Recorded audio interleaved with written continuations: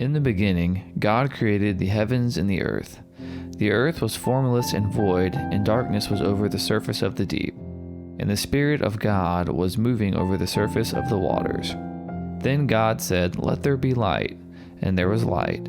God saw that the light was good, and God separated the light from the darkness. God called the light day, and the darkness he called night. And there was evening and there was morning, one day. Then God said, "Let there be an expanse in the midst of the waters, and let it separate the waters from the waters."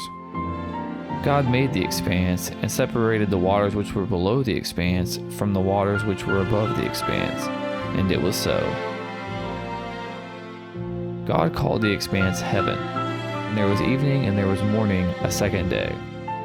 Then God said, "Let the waters below the heavens be gathered into one place, and let the dry land appear." And it was so. God called the dry land earth, and the gathering of the waters he called seas, and God saw that it was good. Then God said, "Let the earth sprout vegetation, plants yielding seed, and fruit trees on the earth bearing fruit after their kind with seeds in them." And it was so. The earth brought forth vegetation, plants yielding seed after their kind, and trees bearing fruit with seed in them after their kind. And God saw that it was good. There was evening and there was morning, a third day. Then God said, "Let there be light in the expanse of the heavens to separate the day from the night, and let them be for signs and for seasons and for days and years. And let them be for lights in the expanse of the heavens to give light on the earth."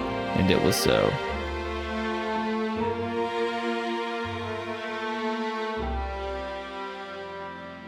God made the two great lights, the greater light to govern the day, and the lesser light to govern the night. He made the stars also.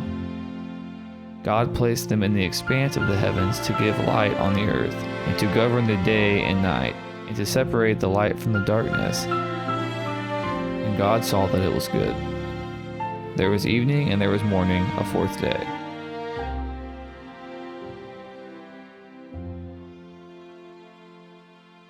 Then God said, "Let the waters teem with swarms of living creatures, and let birds fly above the earth in the open expanse of the heavens."